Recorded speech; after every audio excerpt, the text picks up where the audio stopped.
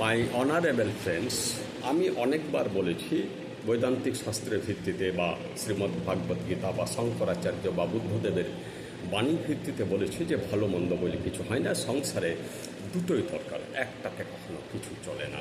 যেমন আমরা বলি রামচন্দ্র ভালো, রাবণ বদমাশ, আমরা বলি কৃষ্ণ ভালো, কংস খারাপ, আমরা বলি দুর্গা ভালো, মহিষাসুর খারাপ।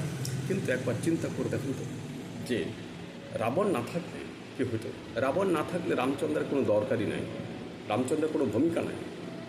রাবণ না থাকলে রামায়ণ শাস্ত্রটা দাঁড়াতে পারবে না, কংস না থাকলে চলবে না, মহাভারত হবে না, শুধু কৃষ্ণে হয় না।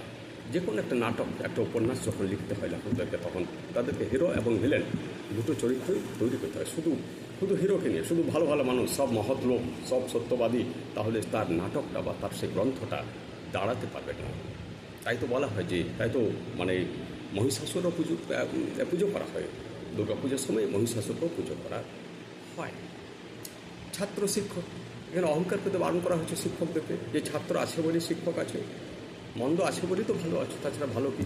দরিদ্র আছে বলে ধনী আছে, দরিদ্র না থাকলে কে কাকে ধনী বলবে? এই দুইয়ের খেলা চলছে সবসময় সংসারে। অতএব ভালো মন্দ বলে কিছু হয় না। একটা জিনিস যখনই তৈরি হলো, তাহলে একটা ভালো একটা ব্যাক সাইড, একটা front side, back side front side, কোনটাকে আপনি ভালো, কোনটাকে আপনি মন্দ বলবেন? তা তো নয়। নমস্কার।